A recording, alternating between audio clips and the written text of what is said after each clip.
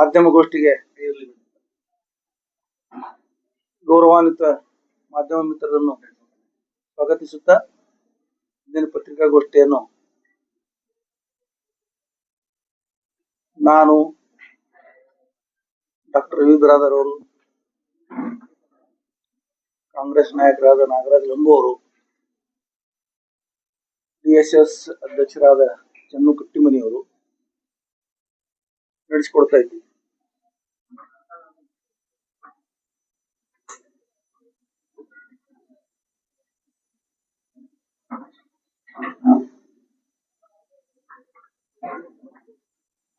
ರಾಮ ಮಂದಿರದಲ್ಲಿ ಪ್ರವೇಶ ಮಾಡಲಾರದೆ ಅವರನ್ನು ಅವಮಾನಿಸಲಾಗಿದೆ. ಬಿಹಾರದಲ್ಲಿ 2014ರಲ್ಲಿ ಮುಖ್ಯಮಂತ್ರಿ ಆಗಿದ್ದಂತ ಜೇತನ್ ರಾಮ್ ಮಾಂಜಿ ಇವರಿಗೂ ಇದೇ ತರ ಅವಮಾನಿಸಲಾಗಿದೆ. ಕೇರಳದ ಗುರುವಾಯೂರು ದೇವಸ್ಥಾನದಲ್ಲಿ ಆಗಿನ ಕೇಂದ್ರ ಸಚಿವರಾದಂತ ಶ್ರೀ ವೈಲಾರ್ ರವಿ ಅವರ ಮಗನಿಗೂ ಸಹಿತ ಅಲ್ಲಿ ಪ್ರವೇಶ ಕೊಡಲಾರದೆ ಅದು ಸಹಿತ ಅವಮಾನಿಸಲಾಗಿದೆ. ಈ ಎಲ್ಲ ವಿಷಯಗಳು ಅಲ್ಲದೇನೆ ಇನ್ನೂ ಸಾವಿರಾರು ಕಡೆ ಇಂಥವೆಲ್ಲ ಬಹಳ ಕೆಲಸ ನಡೆದಿದ್ದಾವೆ. ಇವತ್ತಿಗೂ ಈ ದೇಶದಲ್ಲಿ ದಲಿತ ಯುವಕರು ಸರಿಯಾಗಿ ಹೇರ್ ಕಟಿಂಗ್ ಮಾಡಿಸ್ಕೊಂಡು ತಿರುಗಾಡಿದ್ರೆ ಅವರನ್ನ ಕಳಿಸಿದ ಘಟನೆಗಳಾಗಿದ್ದಾವೆ. ಅವ್ರ ಮದುವೆ ದಿಬ್ಬಣ ತೆಗೆದು ಕುದುರೆ ಮೇಲೆ ಮೆರವಣಿಗೆ ಮಾಡಿದ್ರು ಸಹಿತ ಅವರನ್ನ, ಆ ದಲಿತ ಯುವಕರನ್ನ ಅವ್ರ ಮೇಲೆ ಹಲ್ಲೆ ಮಾಡಿದ್ದನ್ನ ನಾವು ನೋಡಿದೀವಿ. ಬಹಳಷ್ಟು ರಾಜ್ಯಗಳಲ್ಲಿ ಈ 12 ವರ್ಷಗಳಲ್ಲಿ ಸುಮಾರು 100 ಘಟನೆಗಳು ಇಂಥವಾಗಿದ್ದಾವೆ. ಹಾತ್ರಾಸ್ನಲ್ಲಿ ಒಬ್ಬ ದಲಿತ ಯುವತಿಯ ಮೇಲೆ ಅತ್ಯಾಚಾರ ಮಾಡಿ ಆ ಶವವನ್ನ ಪೊಲೀಸರೇ ತಗೊಂಡೋಗಿ ಸುಟ್ಟರು. ಆ ಶವವನ್ನು ಮನೆಯವರು ಕೊಡ್ಲಿಲ್ಲ. ಇಂಥವು ಸಾವಿರಾರು ಘಟನೆಗಳು ದಲಿತರ ಮೇಲೆ ದೌರ್ಜನ್ಯ, ಅತ್ಯಾಚಾರ, ಅನ್ಯಾಯ ಕಂಟಿನ್ಯೂ ಆಗ್ತಾ ಇದೆ. ಇದು ಏನು ತೋರಿಸ್ತಂತ ಕೇಳಿದ್ರೆ, ಬಿಜೆಪಿ ಮತ್ತು ಸಂಘ ಪರಿವಾರದವರು ಸಮಾನತೆಯನ್ನು ಬಯಸ್ತಾ ಇಲ್ಲ. ಸಮಾನತೆ ಅವರಿಗೆ ಬೇಕಾಗಿಲ್ಲ. ಸಂವಿಧಾನದ ಪ್ರಕಾರ ಆಡಳಿತ ನಡೆಸುವುದು ಅವ್ರಿಗೆ ಉದ್ದೇಶ ಇಲ್ಲ. ದ್ವಿಮುಖ ನೀತಿಯನ್ನು ಅನುಸರಿಸ್ತಾ ಇದ್ದಾರೆ.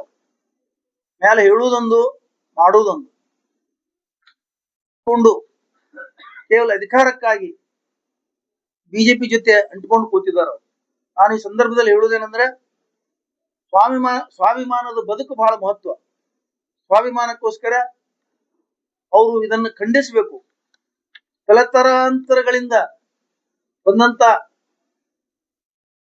ಈ ಅಸ್ಪೃಶ್ಯತೆಯನ್ನು ತೊಲಗಿಸಲಿಕ್ಕೆ ಡಾಕ್ಟರ್ ಬಾಬಾ ಸಾಹೇಬ್ ಅಂಬೇಡ್ಕರ್ ಅವರು ತಮ್ಮ ಇಡೀ ಜೀವನವನ್ನೇ ಸವೆಸಿ ಈ ದೇಶಕ್ಕೆ ಒಂದು ಉತ್ತಮ ಸಂವಿಧಾನ ಕೊಟ್ಟಿದ್ದಾರೆ. ಸಂವಿಧಾನ ಪ್ರಕಾರ ನಡೀಬೇಕಾಗಿದೆ. ಪ್ರಧಾನಿ ನರೇಂದ್ರ ಮೋದಿ ಅವರು ಸಂವಿಧಾನವನ್ನ ಗೌರವಿಸ್ತೀನಿ ಅಂತ ಹೇಳಿ ಹಣೆಗೆ ಹಚ್ಕೊಂಡು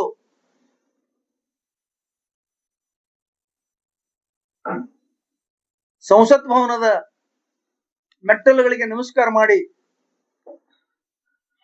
ಪ್ರವೇಶ ಮಾಡಿ ಜನರನ್ನ ಮೂರ್ಖ ಮಾಡಿದ್ರು. ಆದ್ರೆ ಸಂವಿಧಾನ ಪ್ರಕಾರ ನಡೀತಾ ಇಲ್ಲ. ಅವ್ರ ಸರ್ಕಾರ ಸಂವಿಧಾನ ಪಾಲಿಸ್ತಾ ಇಲ್ಲ.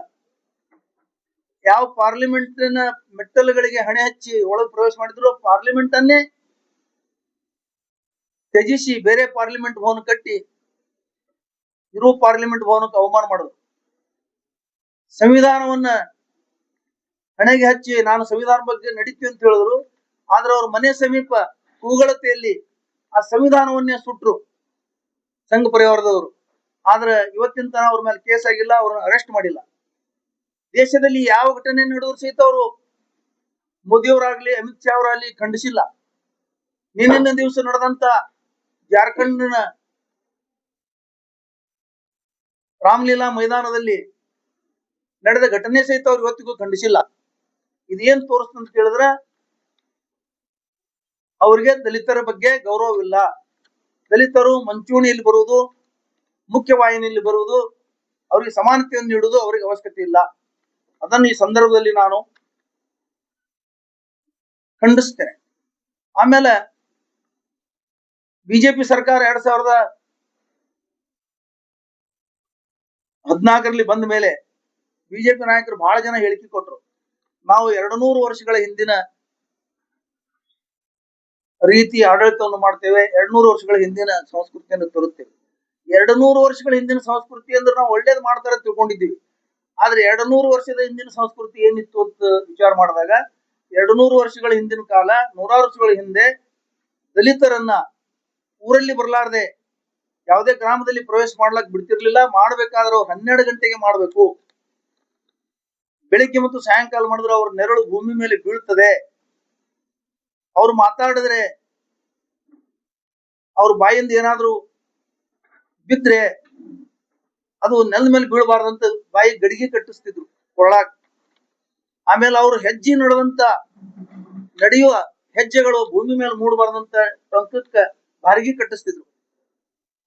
ಅಂದ್ರ ನಾವು ಈಗ ತಿಳ್ಕೊಂಡ್ವಿ, ಇವ್ರು ಅದ್ರ ಸಲುವಾಗಿ 200 ವರ್ಷದ ಹಿಂದಿಂದ ತರ್ತೀವಿ ಅಂತ ಹೇಳಿದ್ರು ಅಂತ ನಮ್ಗೆ ಈಗ ಅರ್ಥ ಆಗೈತಿ. ಇದನ್ನ ನಮ್ಮ ದಲಿತ ಬಾಂಧವರು ಇಡೀ ದೇಶದಲ್ಲಿ ತಿಳ್ಕೊಂಡು ನಾವು ಏನೋ ಯಾವುದೇ ಒತ್ತಡಕ್ಕಾಗ್ಲಿ ಯಾವುದೇ ಆಶೆ ಆಮಿಷಗಳಿಗೆ ಅಧಿಕಾರ ಕಂಡುಕೊಂಡು ಕೂಡ್ಲಾರ್ದೇನೆ ಅವರು ಈಗಿಂದೀಗ ಅದನ್ನು ವಿರೋಧ ವ್ಯಕ್ತಪಡಿಸಬೇಕು, ಆ ಹುದ್ದೆಗಳು ಬಿಟ್ಟು ಬರಬೇಕು ಅಂತ ನಾ ಈ ಸಂದರ್ಭದಲ್ಲಿ ಹೇಳ್ತೀನಿ.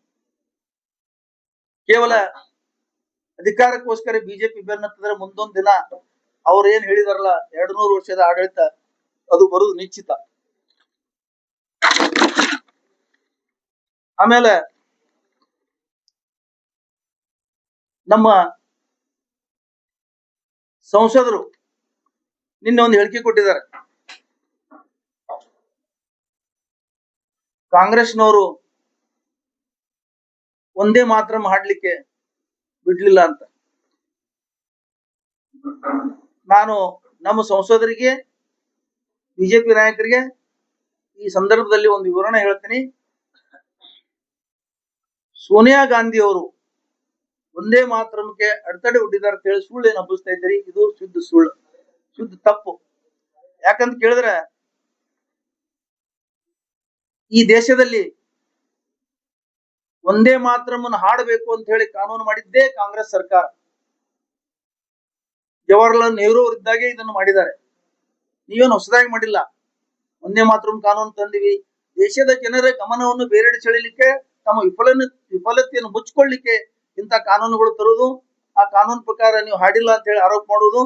ಸೋನಿಯಾ ಗಾಂಧಿ ಅವರು ವೃದ್ಧ ಮಲ್ಲಿಕಾರ್ಜುನ್ ಖರ್ಗೆ ಅವರು ಬಹಳ ತನ ನಿಂತಿದ್ದಾರೆ. ಅವ್ರಿಗೊಂದು ಕುರ್ಚಿ ಕೊಡುವಂತ ಹಿಂದೆ ಅವ್ರ ಕಾರ್ಯಕರ್ತರಿಗೆ ಕೈ ಮಾಡಿ ಒಂದು ಕುರ್ಚಿ ಕೂಡ ಕೈ ಮಾಡಿದ್ದಾರೆ. ಹೊರತಾಗಿ ಹಾಡು ನಿಲ್ಲಿಸಂತ ಹೇಳೋರು ಹಿಂದೆ ಹೇಳ್ತಾರೆ. ಯಾರಿಗಿರಿ ಹಿಂದ್ ಕಾರ್ಯಕರ್ತರಿಗೆ ಹೇಳ್ತಾರ? ಮುಂದಿದ್ದವ್ರಿಗೆ ಹೇಳ್ತಾರೆ ಯಾರಾದ್ರು, ಅಥವಾ ಯಾವುದೇ ವಿಷಯ ಹೇಳ್ತಾರೆ ಮುಂದಿದ್ದವ್ರಿಗೆ ಹೇಳ್ತಾರೆ. ಇದೊಂದರ ಮೇಲೆ ತಿಳ್ಕೊಬೇಕು. ಇದೊಂದು ಉದಾಹರಣೆ. ಹಿಂದ್ ಕೈ ಮಾಡಿ ಒಂದು ಕುರ್ಚಿ ಕೊಡು ಅಂತ ಹೇಳಿದ್ದಾರೆ. ಅದನ್ನೇ ಇವರು ವಾಟ್ಸಪ್ ಯೂನಿವರ್ಸಿಟಿ ಅವರು, ಬಿಜೆಪಿ ಅವರು, ಸಂಘ ಪರಿವಾರದವರು ತಮ್ಮ ವಿಫಲತೆಯನ್ನು ಮುಚ್ಚಿಕೊಳ್ಳಲಿಕ್ಕೆ ಚಿಲ್ಲರೆ ರಾಜಕಾರಣ ಮಾಡ್ತಾ ಇದ್ದಾರೆ. ಇನ್ನೊಂದು ಹೇಳಿದಾರ, ಸಂಸತ್ ನಡೆಯಕ್ ಬಿಡ್ಲಿಲ್ಲ ಅಂತ ಹೇಳಿದ್ದಾರೆ ಜಿಗಜಿಣಿಗೆ. ಸುಮಾರು 25 ವರ್ಷಗಳ ಕಾಲ ಸಂಸತ್ ಸದಸ್ಯರಾದ ಜಿಗಜಿಣಿಗೆ ಅವರಿಗೆ ಸಣ್ಣ ವಿಚಾರ ಗೊತ್ತಿಲ್ಲ. ಸಂಸತ್ ನಡೆಸುವುದು ಆಡಳಿತ ಪಕ್ಷ ನಡೆಸುವ ಹೊರತಾಗಿ ವಿರೋಧ ಪಕ್ಷ ನಡೆಸುವುದಿಲ್ಲ. ಸಂಸತ್ ನಡೆಸುವ ಕೆಲಸ ಆಡಳಿತ ಪಕ್ಷದ್ದು. ಅಲ್ಲಿ ವಿರೋಧ ಪಕ್ಷದವರಿಗೆ ಸರಿಯಾದ ಸಮರ್ಪಕ ಉತ್ತರ ಕೊಟ್ಟು ವಿಷಯ ತಿಳಿಸುವುದು ಅವ್ರ ಸರ್ಕಾರ ನಡೆಸುವ ಕೆಲಸ. 56 ಇಂಚಿನ ನಮ್ಮ ಪ್ರಧಾನಿಗಳು, ಗಡಿಪಾರು ಖ್ಯಾತಿಯ ಗೃಹ ಸಚಿವ ಅಮಿತ್ ಶಾ ಅವರು 20 ದಿವಸಗಳ ಕಾಲ ಪಾರ್ಲಿಮೆಂಟ್ಗೆ ಪ್ರವೇಶನೇ ಕೊಡ್ಲಿಲ್ಲ. ಲೋಕಸಭೆಯಲ್ಲಿ ಬರಲೇ ಇಲ್ಲ ಅವರು. ಇಂಥ ಒಂದು ಉತ್ತರ ಕೊಡ್ಲಕ್ ಧೈರ್ಯ ಇಲ್ಲದಂತ ಇಬ್ಬರು ವ್ಯಕ್ತಿಗಳ ಕೈಯಲ್ಲಿ ನಮ್ಮ ದೇಶ ಸಿಕ್ಕದಿವ. ಅದನ್ನ ಮಾನ್ಯ ಜಿಗಜಿಣಿಗೆ ಅವರು ಅರಿತುಕೋಬೇಕು. ಅದ್ರ ಬಗ್ಗೆ ವಿವರಣೆ ಕೊಡ್ಲಿ. ಯಾಕೆ ಸಂಸತ್ತಿಗೆ ಬರಲಿಲ್ಲ, ಇವ್ರು ದಾಂಧಲಿ ಮಾಡ್ತಾ ಇರೋದು ಕೊಡ್ಲಿಲ್ಲ. ಹಿಂದೆ ಅರುಣ್ ಜೇಟ್ಲಿ ಅವರು, ಸುಷ್ಮಾ ಸ್ವರಾಜ್ ಅವರು, ಇಡೀ ಬಿಜೆಪಿ ಎಲ್ಲ ಸಂಸದರು ಸುಮಾರು 15-20 ದಿವಸಗಳ ಕಟ್ಟಲೆ ಮನಮೋಹನ್ ಸಿಂಗ್ ಅವರಿಗೆ ನೀವು ಅಲ್ಲಿ ಪಾರ್ಲಿಮೆಂಟ್ ನಡೆಸಲಿಕ್ಕೆ ಬಿಡ್ಲಿಲ್ಲ. ಆದ್ರೂ ಮನಮೋಹನ್ ಸಿಂಗ್ ಅವರು ಮೇಧಾವಿ, ಒಬ್ಬ ಪ್ರಧಾನಮಂತ್ರಿ, ಅವರು ಪಾರ್ಲಿಮೆಂಟ್ ನಡೆಸಿದ್ರು. ನಿಮ್ಮಂಗ್ ಓಡ್ ಹೋಗ್ಲಿಲ್ಲ. ಅವರು ಪಾರ್ಲಿಮೆಂಟ್ ಬರಲಾರ್ದೇನೆ ಓಡ್ ಹೋಗ್ಲಿಲ್ಲ. ಪಾರ್ಲಿಮೆಂಟ್ ಕಟ್ಟಡಕ್ಕೆ ಹೋಗಿ ನೀವು ಲೋಕಸಭೆ ಪ್ರವೇಶ ಮಾಡಲ್ಲ ಅಂದ್ರೆ ನೀವು ಎಷ್ಟು ಅಸಮರ್ಥರಿದ್ದೀರಿ ಅರ್ಥ ಮಾಡ್ಕೋಬೇಕು.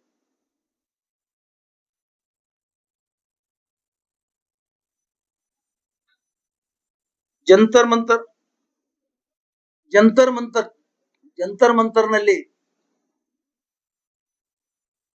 ವಿದ್ಯಾರ್ಥಿಗಳ ಪ್ರತಿಭಟನೆ ಕಾಲದಲ್ಲಿ ಸುಮಾರು 25 ದಿವಸಗಳ ಕಾಲ ಅವರನ್ನು ಹೀಯಾಳಿಸಿದ್ರಿ. ಅವ್ರ ಪ್ರತಿಭಟನೆಯನ್ನ, ಅವ್ರ ಹೋರಾಟವನ್ನ ಬಗ್ಗಬಡಿಲಿ ಪ್ರಯತ್ನ ಮಾಡಿದ್ರಿ, ಒಳಸಂಚು ಮಾಡಿದ್ರಿ, ಅಲ್ಲಿ ಬೇರೆ ಬೇರೆ ಜನರನ್ನು ಬಿಟ್ರಿ. ಕೊನೆಗೆ ಅದು ಯಶಸ್ವಿ ಆಗಿ ಧರ್ಮೇಂದ್ರ ಪ್ರಧಾನ್ ಅವರು ರಾಜೀನಾಮೆ ಕೊಟ್ಟ ಮೇಲೆ ನೀವು ಯುವಕರ ಬಗ್ಗೆ ಮೊಸಳೆ ಕಣ್ಣೀರು ಹಾಕ್ತಾ ಇದ್ದೀರಿ. ಇವೆಲ್ಲ ವಿಷಯಗಳ ರಮೇಶ್ ಜಿಗಜಿಣಗಿ ಅವರು ಅರಿತುಕೋಬೇಕು. ಅವರು ಸಂಸತ್ ಸ್ಥಾನದ ಗೌರವ ಕಾಪಾಡಬೇಕು.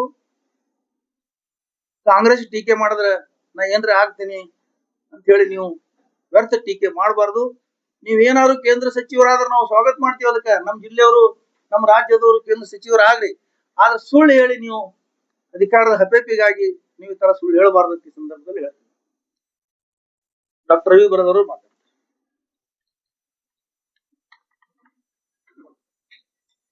ಎಲ್ಲ ಮಾಧ್ಯಮ ಮಿತ್ರರಿಗೆ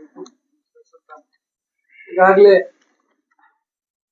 ವಿಶ್ವ ಗುರು ಆಗ್ಲಿಕ್ಕೆ ಹೋಗ್ತಕ್ಕಂತ ನಮ್ಮ 56 ಇಂಚಿನ ಹಿರಿಯ ಸರ್ದಾರ್ ಜಗತ್ತಿನ ತುಂಬಾ ಇವತ್ತು ವಿಶ್ವ ಗುರು ಆಗ್ಬೇಕಂತ ಹೇಳ್ತಾರೆ. ಈ ರೀತಿ ಅನಿಷ್ಟ ಪದ್ಧತಿ, ಅಸ್ಪೃಶ್ಯತೆ ಅಂತಕ್ಕಂತ ಅನಿಷ್ಟ ಪದ್ಧತಿಯನ್ನ ಅವರ ಕಣ್ಣಿನ ನೇರದಲ್ಲಿ, ಅವರ ಮೂಗಿನ ನೇರದಲ್ಲಿ ಆಗ್ತಕ್ಕಂತ ಕೆಲಸವನ್ನ ಖಂಡಿಸ್ತಕ್ಕಂತ ಕೆಲಸವನ್ನು ಇಲ್ಲಿವರೆಗೆ ಅವರು ಮಾಡಿಲ್ಲ. ಅವರ ಉದ್ದೇಶನೇ ಇದೆ. ಬಿಜೆಪಿ ಹಾಗೂ RSS ನ ಉದ್ದೇಶ ಏನೈತಂದ್ರೆ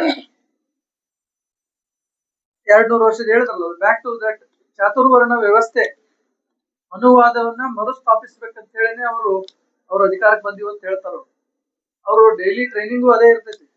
ನೋಡ್ರಿ ನೀವು, ನಿರಂತರವಾಗಿ ಪ್ರತಿಯೊಬ್ಬ ಅವರ ಬಿಜೆಪಿ RSS ನವ್ರು ಮಾತಾಡೋದೇ ಅದೇ. ಇವತ್ತು ಖರ್ಗೆ ಅವರಂತ ಒಬ್ಬ ಧೀಮಂತ ನಾಯಕ, ಸೀನಿಯರ್ ಒಬ್ಬ ಪೊಲಿಟಿಷಿಯನ್ AICC ಅಧ್ಯಕ್ಷರಿಗೆ ಅವಮಾನ ಮಾಡಿರ್ತಕ್ಕಂಥದ್ದು ಬರೀ ದಲಿತ ಸಮುದಾಯಕ್ಕಲ್ಲ, ಎಲ್ಲ ದಲಿತ, ಮಾಜಿ ದಲಿತ, ಲಿಂಗಾಯತರ ಅಂದ್ರೆ ಇವರು ಮಾಜಿ ದಲಿತರೇ, ಎಲ್ಲ ಹಿಂದುಳಿದ, ಎಲ್ಲ ಇಡೀ ಒಂದು ಸಂವಿಧಾನಕ್ಕೆ ಹಾಗೂ ಭಾರತ ದೇಶಕ್ಕೆ ಮಾಡಿದ ಅವಮಾನ ಇದೆ. ಭಾರತ ದೇಶಕ್ಕೆ ಮಾಡಿದ ಅವಮಾನ, ದೇಶದಲ್ಲಿ ನಮ್ಮ ಪ್ರಧಾನಮಂತ್ರಿಗಳು ಹಾಗೂ ನಮ್ಮ ದೇಶವೇ ತಲೆ ತಗ್ಗಿಸ್ತಕ್ಕಂಥ ಕೆಲಸ ಇದು ಮಾಡಿದ್ದಾರೆ. ಇಂಥ ಮಾಡಿದವರಿಗೆ ನೀವು ಕೂಡಲೇ ಒಂದು ಕ್ರಮ ಕೈಗೊಂಡು ಇವರು ಒಂದು ಟ್ರೈನಿಂಗ್ ಬದಲಾಗ್ಬೇಕಲ್ಲಿ. ಫಸ್ಟ್ ಇವರು RSS ಮತ್ತು ಬಿಜೆಪಿ ಅವರು ಟ್ರೈನಿಂಗ್ ಬದಲಾಗ್ಬೇಕು. ಈ ಅಸ್ಪೃಶ್ಯತೆಯನ್ನು ಹೋಗ್ಲಾಡಿಸುವಂತ ಯಾವ ಕಾರ್ಯಕ್ರಮಗಳದಾವ ಇವ್ರ ಕಡೆ? ಯಾವುದೂ ಇಲ್ಲ. ಅದೇ ಅವರು ಆ ಎಲಿ ಮ್ಯಾಗ ಒಳ್ಳಾಡುವಂತದೇನೆ, ತಿಂದ ಎಲಿ ಮ್ಯಾಗ ಜನರು ಒಳ್ಳಾಡುವಂತ ಅಂತ ಒಂದು ಸಂಸ್ಕೃತಿಯನ್ನೇ ಬೆಳೆಸುವಂತ ಒಂದು ಇವ್ರದು ಎಂಜಲ್ ಎಲಿಮೆಂಟ್. ಅವರು ಏನು ಉಚ್ಚ ಕುಲದವರು ಮಡೆ ಸ್ನಾನ, ಎಡೆ ಸ್ನಾನ ಅಂತ ಹೇಳ್ತಾರಲ್ಲ, ಇಂಥವುಗಳನ್ನ ಅವರು ಮಾಡ್ತಕ್ಕಂತ ಕೆಲಸ ಮಾಡ್ತಾರೆ. ಇವರು ನಿರಂತರವಾಗಿ ಅಸ್ಪೃಶ್ಯತೆಯನ್ನ, ಸಂವಿಧಾನವನ್ನ, ಅಂಬೇಡ್ಕರ್ ಜಿ ಅವರನ್ನ ಅವಮಾನಿಸ್ಕೊತ ಬಂದಿದ್ದಾರೆ. ಅಮಿತ್ ಶಾ ಅವರು ತಮ್ಗೆ ಗೊತ್ತೈತಿ, ಪಾರ್ಲಿಮೆಂಟ್ ನಾಗ ಹೇಳ್ತಾರ, ನೀವು ಅಂಬೇಡ್ಕರ್ ಅಂಬೇಡ್ಕರ್ ಅಂಬೇಡ್ಕರ್ ಅಂತ ಅನ್ನೋ ಬದ್ಲಿ ನೀವು ದೇವ್ರ ಹೆಸರು ತಗೊಂಡಿದ್ರಿ ಅಂದ್ರೆ ನೀವೇನೋ ಸ್ವರ್ಗ ಸಿದ್ದಿದ್ದು ಅದು ಅಂತ ಹೇಳಿದ್ರಿ. ಎಷ್ಟು ಅವಮಾನ ಇದು! ಇವತ್ತ ಅಂಬೇಡ್ಕರ್ ಜಿ ಅವರು ಸಮಾನತೆಯನ್ನ ಕೊಟ್ಟಂತ ದೇವ್ರು, ನಮ್ಗೆಲ್ಲರಿಗೂ ದೇವ್ರು. ಹಾಗಾಗಿ ಅವ್ರ ತಲೆಗೆ ಏನದ, ಇವರೆಲ್ಲ ಬಿಜೆಪಿ RSS ತಲೆಗೆ ವಿಷ ತುಂಬಿಕೊಂಡದ್ ಪೂರ. ಬರೀ ಅಸ್ಪೃಶ್ಯತೆಯನ್ನ ಜೀವಂತವಾಗಿ ಇಡ್ಬೇಕಂತ. ಇಲ್ಲೇ ನೀವು ನೋಡ್ರಿ, ಹಿಂದಿಂದ ದೊಡ್ಡ ಪೋಸ್ಟ್ ಸಿಗ್ತಾವ ಅವ್ರು ಇದ್ರಾಗ, ಆದ್ರೆ ಅವ್ರಿಗೆ ಯಾವುದೇ ಮರ್ಯಾದೆ ಕೊಡಂಗಿಲ್ಲ. ಹಿಂದಿನ ಕಾಲದಾಗ ರಾಮನಾಥ್ ಕೋವಿಂದ್ ಅಂತ ಹೇಳಿ ನೀವು ನೋಡಿರ್ಬೋದು, ಇಲ್ಲಿ ಉಡುಪಿಗೆ ಬಂದಿದ್ರು. ಅವರಿಗೆ ಸಹ ಭೋಜನ ಮಾಡ್ಲಿಲ್ಲ ಇವರು, ಉಡುಪಿ ಸ್ವಾಮೀಜಿ ಅವರು. ನಿರಂತರವಾಗಿ ಈ ರೀತಿ ಬಹಳಷ್ಟು ಉದಾಹರಣೆಗಳಿದಾವೆ. ಇವತ್ತು ಈಗ ಪ್ರಚಲಿತವಾಗಿರ್ತಕ್ಕಂತ ನಮ್ಮ ರಾಷ್ಟ್ರಪತಿಗಳಾದ ದ್ರೌಪದಿ ಮುರ್ಮು ಅವರನ್ನು ನೋಡ್ಕೊಳ್ಳಿ, ಏನ್ ಮಾಡಿದ್ದಾರೆ, ಹೇಗ್ ನಡ್ಸ್ಕೊತಾ ಇದ್ದಾರೆ ಇವರು. ಇವತ್ತು ರಾಮ ಮಂದಿರ ಒಂದು ಉದ್ಘಾಟನೆ ಕರೆಯಂಗಿಲ್ಲ. ಯಾಕೆ ಕರೆಯಂಗಿಲ್ಲ ಅಂದ್ರೆ ಅವ್ರು ದಲಿತ, ಆದಿವಾಸಿ ಮಹಿಳೆ ಅಂತ ಕರೆಯಂಗಿಲ್ಲ. ಸಂಸತ್ತು ನಮ್ಮ ದೇಶದ ಒಂದು ಸಂವಿಧಾನದ ದೇಗುಲ, ಸಂಸತ್ತಿನ ಉದ್ಘಾಟನೆ ಕರೆಯಂಗಿಲ್ಲ. ವಿಚಾರ ಮಾಡ್ರಿ ಎಲ್ಲಿ ಹೊಂಟೈತಿ. ಅವ್ರು ನಿರಂತರವಾಗಿ ಬಿಜೆಪಿ RSS ನವರು ಅಸ್ಪೃಶ್ಯತೆಯನ್ನ ಜೀವಂತ ಅಲ್ಲ, ಇನ್ನು ಹೆಚ್ಚು ಮಾಡ್ತಾ ಇದ್ದಾರೆ.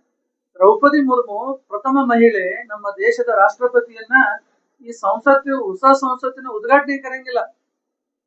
ಯಾವುದೇ ಒಂದು ಪೂಜೆಗಳಲ್ಲಿ ಭಾಗವಹಿಸಕ್ ಬಿಡಲ್ಲ. ಇದು ಹೇಳ್ತಿದ್ವಿ. ನಮ್ದು ಇವರು ಏನಂದ್ರ ನಿರಂತರವಾಗಿ ಅಸ್ಪೃಶ್ಯತೆಯನ್ನ ಮಾಡ್ತಾ ಇದ್ದಾರೆ. ಅದ್ರ ಜೊತೆಗೆ ಇನ್ನೂ ಸಾಕಷ್ಟು ಉದಾಹರಣೆಗಳು ಈಗಾಗ್ಲೇ ಹೇಳಿದಂತೆ ಇದು ಮೊದಲಿಂದ ಆಯ್ತು, ಇದು ಇಲ್ಲ ಅಂತ ಹೇಳೋದಿಲ್ಲ ನಾನು. ನಿರಂತರವಾಗಿ ಈ ಒಂದು ಸನಾತನವಾದಿಗಳು, ಈ ಚಾತುರ್ವರ್ಣ ವ್ಯವಸ್ಥೆವಾದಿಗಳು ಮೊದಲಿಂದನೂ ಕೆಲವೊಂದು ಮೊದಲು ಘಟನೆಗಳಾಗಿದ್ದಾವೆ. ಇದರ ವಿರುದ್ಧ ನಾವು ದಲಿತರು ಎಲ್ಲ ಏನು ಮಾಜಿ ದಲಿತರು ಎಲ್ಲರೂ ಕೂಡ ನಾವು ಎಚ್ಚರಗೊಳ್ಬೇಕಾಗ್ತದೆ. ಇದು ಒಂದು ಪಕ್ಷದ ಸಮಸ್ಯೆ ಅಲ್ಲ. ಈ ಸದ್ಯ ಏನಾಗಿದೆ, ಇದು ಹೆಚ್ಚಾಗೈತಿ. ಈ 12 ವರ್ಷನಾಗ ಹೆಚ್ಚಾಗೈತಿ. ಈ 12-13 ವರ್ಷನಾಗ ಭಾರಿ ಎಗ್ಗಿಲ್ಲದೆ ಹೊಂಟಿದ್ವಿ. ದಲಿತರ ಮೇಲೆ ಅತ್ಯಾಚಾರ ಆಗಿರ್ಬೋದು, ಅಲ್ಪಸಂಖ್ಯಾತರ ಮೇಲೆ ಹಲ್ಲೆ ಆಗಿರ್ಬೋದು, ಬೇರೆ ಬೇರೆ, ಅದರಲ್ಲೂ ವಿಶೇಷವಾಗಿ ದಲಿತರ ಮೇಲೆ, ದಲಿತ ಹೆಣ್ಣು ಮಕ್ಕಳ ಮೇಲೆ, ಎಲ್ಲರ ಮೇಲೆ ಕೂಡ ಇವತ್ತು ಇಲ್ಲೇ ನಾವು ಸುತ್ತಮುತ್ತಲೂ ಕೂಡ ನಾವು ನೋಡ್ತಾ ಇದ್ದೀವಿ. ಇವತ್ತು ದಲಿತರನ್ನ ಬಹಿಷ್ಕಾರ ಮಾಡೋದು, ಕಟಿಂಗ್ ಶಾಪ್ನಾಗ ಒಳಗೆ ಅವ್ರ ಕಟಿಂಗ್ ಶಾಪ್ನ ಅವ್ರಿಗೆ ಬರ್ಲಿಕ್ಕೆ ಬಿಡದೇ ಇರ್ತಕ್ಕಂಥದ್ದು, ಇಂತಹ ಮನಸ್ಥಿತಿಯನ್ನು ನಾವು ಇನ್ನೂ ಕೂಡ ಪೋಷಿಸ್ತಕ್ಕಂಥ ಕೆಲಸಗಳು ನಡೀತಾ ಇದ್ದಾವೆ.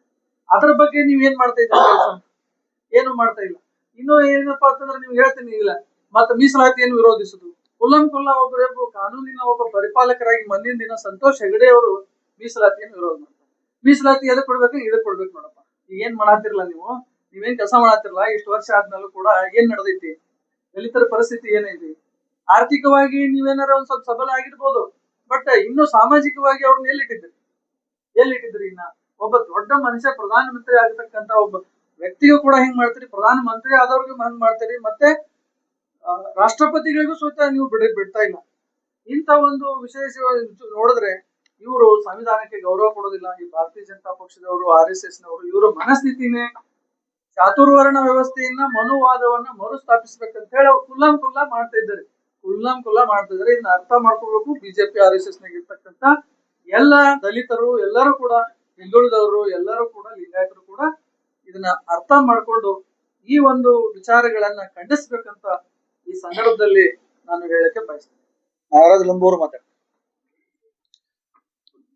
ಇವತ್ತಿನ ದಿವಸ ಏನು ಪತ್ರಿಕಾ ಬಳಗದ ಮಿತ್ರರೇ, ಇವತ್ತ ಏನು ಉತ್ತರ ಕನ್ನಡದಲ್ಲಿ ರಾಮಲೀಲಾ ಮೈದಾನದಲ್ಲಿ ಏನು ಖರ್ಗೆ ಸಾಹೇಬ್ರನ್ನ ಭಾಷಣ ಮಾಡಿದ ನಂತರದಲ್ಲಿ ಏನು ಮನುವಾದದ ಏನು ಒಂದು ಮನಸ್ಸುಗಳಿದ್ದಾವಲ್ಲ, ಅಲ್ಲಿ ಗೋಮೂತ್ರ ಮತ್ತು ಗಂಗಾಜಲ ಸಿಂಪಡಿಸಿ ಏನದು ಪವಿತ್ರ ಅಂತ ಮಾಡಿದಾರಲ್ಲ, ಹೋರಾಟ ನಿಟ್ಟಿನಲ್ಲಿ ಏನು ಕಾಳಾರಾಮ್ ದೇವಾಲಯ ಪ್ರವೇಶ ಮಾಡ್ಬೇಕಂತ ಹೇಳಿ ಆಗಿನ ಕಾಲದಲ್ಲಿ ಡಾಕ್ಟರ್ ಬಾಬಾ ಸಾಹೇಬ್ ಅಂಬೇಡ್ಕರ್ ದಲಿತರಿಗೆ ಸಮಾನ ಅಂದ್ರೆ ದೇವರು ಐತಿ ಅಂತಲ್ಲ, ನಮಗ ಹಕ್ಕು ಇದೆ, ಈ ದೇಶದಲ್ಲಿ ನಾವು ಇರ್ತೇವಲ್ಲ ಆ ದೇವಾಲಯದಲ್ಲಿ ಪ್ರವೇಶ ಮಾಡ್ಬೇಕಂತ ಹೇಳಿ ನಮ್ಗೆ ಹಕ್ಕಿದೆ ಅಂತ ಹೋರಾಟ ಮಾಡಿದಂತ ಸನ್ನಿವೇಶಗಳು ಆಗಿ ಹೋಗಿದ್ದಾರೆ.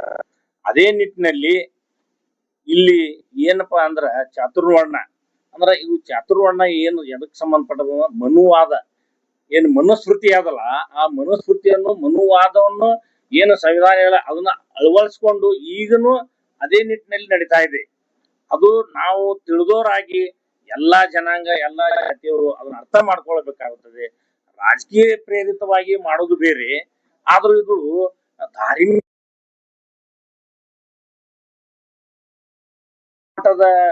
ಹುದ್ದೆದಲ್ಲಿದ್ದವರು ಹಾಗೂ ಬುದ್ಧಿಜೀವಿಗಳ ಅಂತವ್ರು ಏನಿದ್ದಾರಲ್ಲ ಅದನ್ನು ವಿಚಾರ ಮಾಡಂತ ಒಂದು ಸನ್ನಿವೇಶ ಬಂದಿದೆ.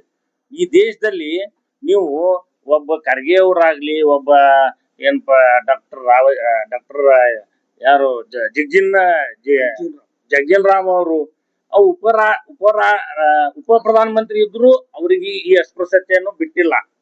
ಹಿಂಗಾಗಿ ಈ ದೇಶದ ಏನು ಉನ್ನತ ವರ್ಗದ ಜನ ಇದಾರಲ್ಲ, ಮನುವಾದಗಳು, ಅವ್ರು ಏನ್ ಮಾಡ್ಲಿ, ಒಂದೇ ಸಲ ಎಲ್ಲಾ ದಲಿತರನ್ನ ಕರೆಸಿ ಒಂದು ನಿಟ್ಟಿನಲ್ಲಿ ಎಲ್ಲರ ಮಾಡ್ಬಿಟ್ಟಿಲ್ಲ. ದಲಿತರನ್ನ ಕರೆಸಿ ಒಂದೇ ಸಲ ಅವ್ರನ್ನೆಲ್ಲ ಶುದ್ಧೀಕರಣ ಮಾಡಿ ನಮ್ಮನ್ನು ಮನುಷ್ಯರನ್ನ ಕಾಣ್ರಲ್ಲ ಅಂತ ಅನ್ನೋದು ನಮ್ದು ಉದ್ದೇಶ. ಯಾಕಪ್ಪ ಅಂದ್ರ ನಾವು ಮನುಷ್ಯರು, ಈ ದೇಶದ ನಾಗರಿಕರಾಗಿ ನಾವು ಮನುಷ್ಯರಿದ್ದೇವೆ. ಯಾಕಂದ್ರೆ ಈಗ ನಿಮ್ಗ ಎಲ್ಲಾರಿಗೂ ಗೊತ್ತಿದ್ ವಿಷಯನೇ ಅದ. ಈಗ ಮೂಲ ನಿವಾಸಿಗಳು ಆಯ್ತು, ನಾವು ಈ ದೇಶದ ಮೂಲ ನಿವಾಸಿಗಳು ವಲಸೆ ಬಂದವ್ರದೇ ಇಲ್ಲಿ ಹೆಚ್ಚಿಗೆ ನಡೀತಾ ಇದೆ. ವಲಸೆ ಯಾರು ಬಂದಾರಪ್ಪ ತಮ್ಗೆಲ್ಲಾ ಗೊತ್ತಿದೆ, ಆರ್ಯರು. ಹಿಂಗಾಗಿ ಇಲ್ಲಿ ಏನಿದೆ, ನಾವು ಮೂಲ ನಿವಾಸಿ ಇದ್ದವ್ರಿಗೇನೆ ಈ ದೇಶದಲ್ಲಿ ಬಾಳಲಿಕ್ಕೆ ಮತ್ತ ಬದುಕಲಿಕ್ಕೆ ಇಲ್ಲಿ ಏನೂ ಸ್ಥಾನಮಾನ ಇಲ್ಲದಂಗ ಆಗಿದೆ. ಯಾಕಂದ್ರೆ ಇಲ್ಲೇ ಕರ್ನಾಟಕದಲ್ಲಿ ಈಗ ಅಣ್ಣ ಬಸವಣ್ಣ ಹುಟ್ಟಂತ ಸ್ಥಳದಲ್ಲಿನೇ ಈಗ ಒಬ್ಬ ದಲಿತ ಯಾರೇ ತೀರ್ಕೊಂಡ್ರ ಅಲ್ಲಿ ಮೇಲ್ಜಾತಿ ಹೋಟೆಲ್ಗಳನ್ನು ಬಂದ್ ಮಾಡ್ತಾರೆ. ಯಾಕೆ ಮಾಡ್ತಾರಪ್ಪ ಅಂದ್ರ ಈ ಹೊರಗಿನ ದಲಿತರು ಬಂದ ಚಂದ ಚಾ ಕುಡಿಯೋದಾಗಲಿ ನಾಷ್ಟಾ ಮಾಡೋದಾಗಲಿ ಅಂತ ಹೇಳಿ ಭೇದ ಭಾವ ಅಂದ್ರ ಅದನ್ನು ಇಲ್ಲೇ ನಡೀತಾ ಇದೆ. ಹಿಂಗಾಗಿ ನಿಮಗೂ ಗೊತ್ತಿದೆ, ಈಗ ಈ ಬಿಜಾಪುರ ಜಿಲ್ಲಾದಲ್ಲೇ ಒಬ್ಬ ದಲಿತ ಬಾಡಿಗೆ ಮನಿ ಕೇಳಕ್ ಹೋದ್ರ ಶಾಕಾಹಾರಿ ಅಂದು ನಾವು ದಲಿತರತ್ತ ಅಂದ್ರ ಹಿಂಗ ಏನ್ರ ಜಾತಿ ಹೇಳಿದ್ವಿ ಅಂದ್ರ ನಮ್ಗೆ ಇನ್ನೂವರೆಗೆ ಮನಿ ಸಿಗಂಗಿಲ್ಲ. ಇಲ್ಲಿ ಈ ಈ ಈ ದೇಶದಲ್ಲಿ ನಾವೇ ಈ ದೇಶವನ್ನು ಕಟ್ಟಿ ಈ ಸಂವಿಧಾನವನ್ನು ಬರೆದು ನಮಗೆ ಈ ಸ್ಥಿತಿ ಇದೆ ಅಂದ್ರ ನಾವು ಬಹಳ ಈಗ ವಿಚಾರವಂತರು ಅದನ್ನ ಒಂದ್ ನಿಟ್ಟಿನಲ್ಲಿ ಖಂಡನೆ ಮಾಡ್ಬೇಕಂತ ಹೇಳ್ತಾ ನನ್ನ ಮಾತು ಮುಗಿಸಿನಿ. ಜೈ ಭೀಮ್, ಜೈ ಭಾರತ್. ಈ ದೇಶದ ದಲಿತರ ಪ್ರಮುಖ ನಾಯಕ ಕಾಂಗ್ರೆಸ್ನ ಎಐಸಿಸಿ ಅಧ್ಯಕ್ಷರಾಗಿರ್ತಕ್ಕಂಥ ಮಲ್ಲಿಕಾರ್ಜುನ್ ಖರ್ಗೆ ಅವರು ಭಾಷಣ ಮಾಡಿರ್ತಕ್ಕಂಥ ಜಾಗವನ್ನ ದನದ ಸಗಣಿ ಮತ್ತು ಗಂಜಲದಿಂದ ಶುದ್ಧೀಕರಣ ಮಾಡುವಂತ ಕೆಲಸ ಇವತ್ತು ಸಂಘ ಪರಿವಾರ ಮತ್ತು ಅದರ ಅಂಗಸಂಸ್ಥೆಗಳು ಮಾಡಿರುವಂತದ್ದು. ಇಂಥ ನೀಚ ಕೃತ್ಯವನ್ನ ಸತತವಾಗಿ ಬಿಜೆಪಿ ಅಧಿಕಾರ ಬಂದಾಗಿನಿಂದನೂ ಕೂಡ ಈ ದೇಶದ ರಾಷ್ಟ್ರಪತಿಯನ್ನೇ ಬಿಟ್ಟಿಲ್ಲ ಅವರು. ಸಂಸತ್ ಭವನ ಉದ್ಘಾಟನೆ ಸಮಯದಲ್ಲೂ ಕೂಡ ಮತ್ತೆ ರಾಮನ ಜನ್ಮಭೂಮಿ ಇವತ್ತು ಅಯೋಧ್ಯೆಯಲ್ಲಿ ಏನ್ ರಾಮ ಮಂದಿರ ನಿರ್ಮಾಣ ಆಯ್ತು ಅಲ್ಲಿ ಕೂಡ ಮಹಿಳೆ ಅನ್ನೋ ಕಾರಣಕ್ಕೆ, ಆದಿವಾಸಿ ಅನ್ನೋ ಕಾರಣಕ್ಕೆ, ದಲಿತ ಅನ್ನುವಂತ ಕಾರಣಕ್ಕೆ ಇವತ್ತು ಬಿಜೆಪಿ ನೀಚ ಮನಸ್ಥಿತಿಯಲ್ಲಿ ಇಟ್ಕೊಂಡು ಇವತ್ತು ದಲಿತರನ್ನ ಹಣಿಯುವಂತ ಕೆಲಸ ಮಾಡ್ತಿರುವಂತದ್ದು.